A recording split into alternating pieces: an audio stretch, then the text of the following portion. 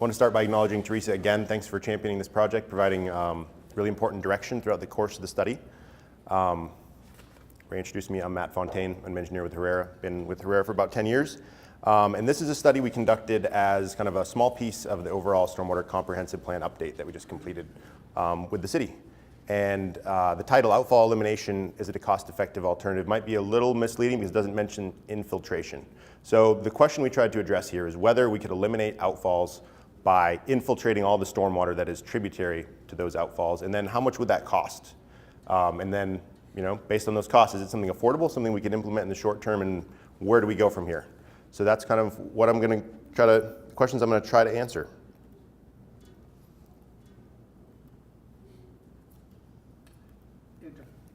Enter. Okay, so just a quick outline of the presentation. I'll talk about the setting in Pasco, what makes it unique, what makes this such a feasible, or what makes this a potential concept, outfall elimination, and why would any jurisdiction want to eliminate outfalls? What are the benefits, and are there any disadvantages?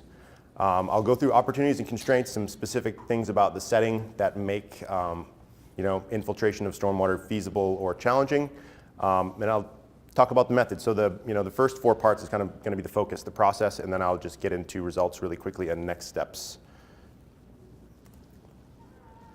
So raise your hands if you've spent any time in Pasco. Show of hands. So like 50%. So the City of Pasco is in southeastern Washington. Just for those who didn't raise their hands, we're here in Yakima. It's about a little over an hour down I-82 to get to Pasco. One of the Tri-Cities, Pasco, Richland, Kennewick, and West Richland.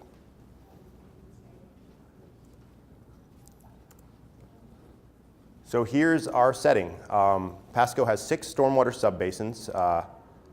The 5 smaller ones in the southern portion of the city, those are kind of the older part of the city. And then Basin 6 is the largest one. It makes up over 80% of the city's total area. The city is about 35 square miles, has about 70,000 people, and the Stormwater Utility Fund is in the order of magnitude of $1 million a year, just to give you kind of a range in thinking about how it compares to your own utility if you manage one. And so Basin 6, that biggest basin, all the stormwater there already infiltrates. There are no outfalls to surface water. All the water soaks into the ground. So there's a good precedent for potentially being able to eliminate stormwater from the other 5 basins. So here's a closer look at the 5 basins that do have outfalls. 3 of them discharge subbasins S5, S4, and S3 discharge to the Army Corps ditches, and subbasins S1 and S2 discharge directly to the Columbia River. So we saw the Columbia River as potentially a higher risk, maybe a more direct benefit for eliminating stormwater pollutants because they go directly to the river, so we kind of focused our study on those areas. And like a lot of jurisdictions around Washington, Pasco owns an aging stormwater system, and they've been kind of systematically going through the city, inspecting, doing CCTV inspections of the system, try to identify areas that need rehabilitation, replacement.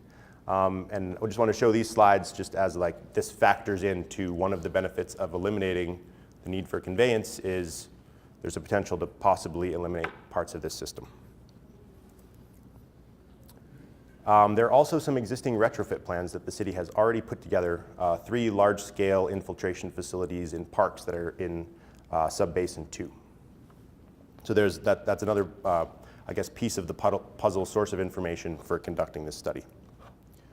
So why would you want to eliminate your outfalls? The most obvious one is that you can reduce or eliminate the amount of pollution that goes to surface water bodies. Pasco is adjacent to the Columbia River, and the Columbia River has endangered species that migrate up and down, endangered salmon. So there's that component of it, but there's also the reduction of risk of spills or things like that. So beyond just day-to-day pollution, spills being conveyed into the Columbia and any potential liability that the city might have for discharging something into the surface water. As I mentioned a little bit, alluded to when we showed those images of some deteriorated pipes, it might be possible to eliminate portions of the conveyance system. If we can infiltrate all the stormwater upstream, maybe we can just fill and abandon those pieces of the system as opposed to maintaining them for perpetuity. And then there's also the opportunity to address existing problems. There are a number of drainage problems in the city, like any city, and we can look at prioritizing those areas for retrofit so we can address both the drainage problems and kind of provide this water quality benefit, potential outfall elimination benefit. And in places where there are things like TMDLs that apply, this is not necessarily applicable in Pasco, but potential reduction in regulatory requirements if you're no longer discharging stormwater. But kind of parallel to this, there are some disadvantages. Instead of discharging the surface water, you're discharging to groundwater, so you're kind of trading that risk to some degree over to the potential for groundwater contamination. There's a cost associated with the new facilities. That's maybe one of the biggest challenges. And then it's not as though these new facilities you construct don't need maintenance. They're not pipes 10 feet under the ground, but they still need to be maintained. And then so for pretty much the rest of the talk, I'm going to focus mostly on the cost of new facilities. So let's look at some opportunities and constraints, some specific things about the setting in Pasco that make retrofits more or less feasible or easier or more challenging. So really high infiltration rates in Pasco. Let's start with this image, though. This is an image in sub-basin S2. It's a street right-of-way, and there are these vegetated planter strips 16 feet wide on either side of the road. So just from all the retrofits I've ever looked at, this is probably, in an urban setting, one of the easiest, most advantageous opportunities to do a retrofit. There's nothing that's in the way, and it's very wide swath of land to work with.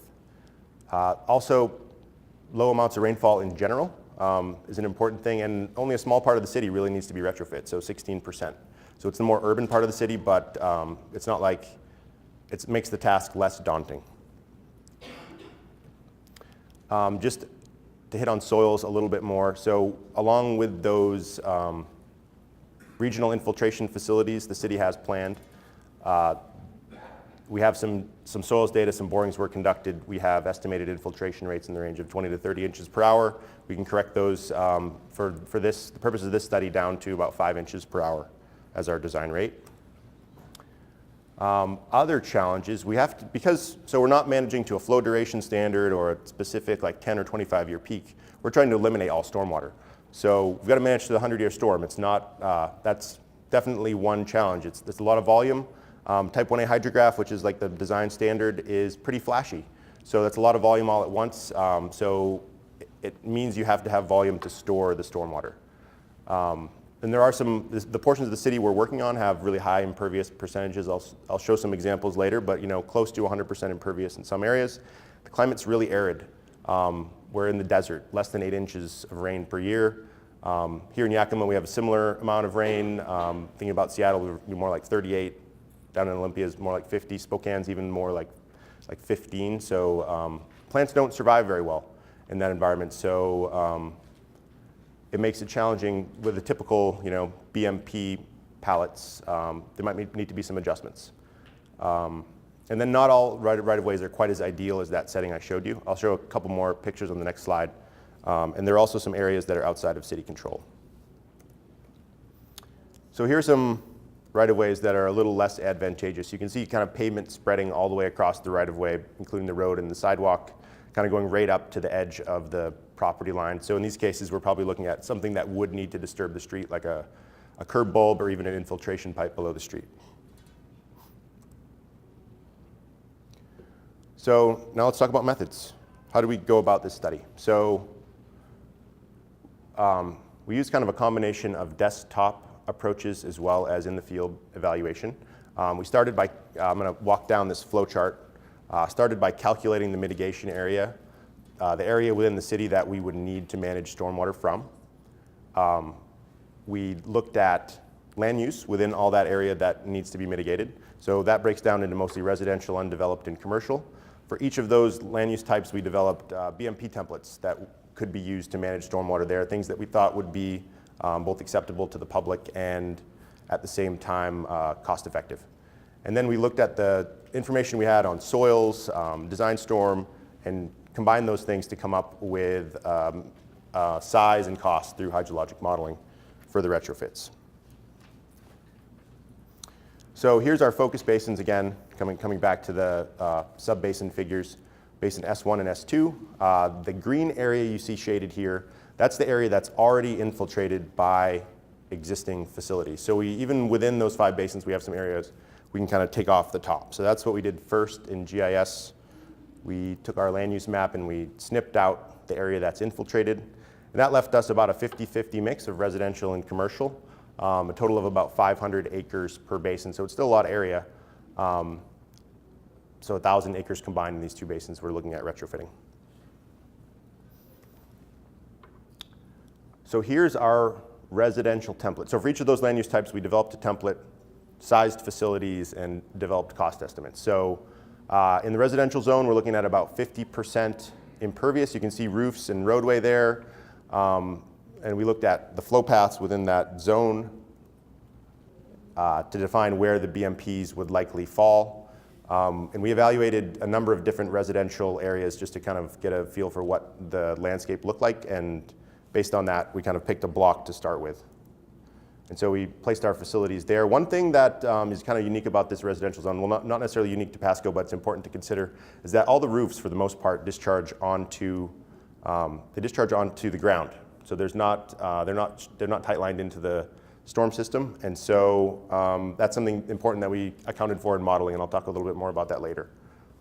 But in these cases, we sized infiltration, swales, and bioretention. So we've planned for surface infiltration as being less invasive, less expensive here, and we thought it would be kind of acceptable in the public eye. So here's the commercial template. Again, brown indicates roof. These, for the most part, the blocks that we saw were between 95 and 99% impervious. And so we kind of worked with that the same way as with residential. We looked at where the flow paths were, how complex the sites would be, came up with a strategy to site some infiltration facilities. In this case, because the space is so constrained, we picked subsurface infiltration facilities. And we included stormwater treatment BMPs upstream. So that's kind of a conservative approach we took on the design front to try to minimize the amount of maintenance that would be required in the long term. And again, kind of just size the facilities for the 100-year storm. So here's just a Google Earth street view, actually, of a couple houses near that residential template block that I showed you. And you can see the roofs discharge onto the lawn. Just anecdotally, it seems like there isn't much runoff, even during storms, that makes it from the roof across the lawn to the street. And so there's not a lot of runoff, maybe, from the roofs that makes it into the stormwater system. So we wanted to kind of account for that and incorporate that into the range of costs that we tried to define for how much it would cost to retrofit. So the Eastern Washington Manual currently doesn't have any guidance on how to handle roofs when they're partially dispersed. We looked at the Western Washington Manual and came up with that suite of options you see there, ranging from 100% impervious, modeling as 100% impervious, or down to modeling as entirely infiltrated to get a range of how that would affect facility size. The roofs only are about 13% of the residential zone, so 13% of the impervious area, I think, in the residential zone. So we saw a benefit by infiltrating the entire roof. We're able to reduce about 20% of the facility size. So we looked at roof credits. We have a kind of a library of historic projects that have been through like planning, concept, and design. And we use that to kind of define a range for what these bioretention or infiltration swales will cost per square foot. And so we kind of applied those two things mainly for residential, the roofs and the range of cost per square foot. In the commercial, we did examine like a slight variation in impervious area to look at potential facility sizes there. But the main variable we looked at in commercial was site complexity. We looked at a couple examples where it wouldn't be as simple as the image I showed, where we need to route the water longer distances, more pipes, more cost, breaking the facilities apart into more pieces. So we kind of baked all of that variability into our range to kind of bookend what the cost would be. So what are the results?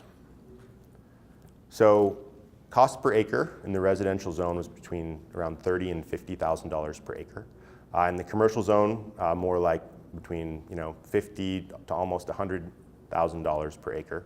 So when you break that out into our two sub-basins, just kind of the arithmetic cost per acre and acreage of residential and commercial. We get 20 million to 36 million for Basin 1 and a slightly lower range for Basin 2. Citywide, 60 million to 110 million. So it can be done, but it's not affordable, I don't think, especially like considering the scale of $1 million a year surface water utility fund. It would take a long time to implement this, the suite of projects that would be required to do this. But what are the next steps? So the next steps are to gauge public support for these retrofits. It's not, so in the initial slide, I kind of maybe painted it as though it was kind of a zero-sum game where you either eliminate the outfalls or you don't. Some of the benefits would be predicated on eliminating the outfall entirely, but there are definitely benefits that are not zero-sum, where you get a benefit even if you don't completely eliminate the outfall. So there's still a benefit in looking at this further, also kind of refining the costs and public perception. Like, what are these facilities really going to look like? Are they going to be just native soil? Do they need to be planted? Will they just be grassy swales that kind of provide the similar sort of ability to walk as the current configuration in the vegetated planter strips do? By constructing a couple projects, we'll also be able to refine the costs, have a much better gauge of what are the site-specific costs to execute these projects. And then monitor facility performance over time. This was related to one of the studies that was mentioned in the previous presentation, if you're in the room. And then in the big picture, kind of compare the life cycle cost of this approach with long-term conveyance. If we have to maintain the conveyance system for 1,000 years versus this, an infiltration approach, how does that pencil out and what's better for the taxpayers of the City of Pasco and environmental resources? With that, I'll field questions.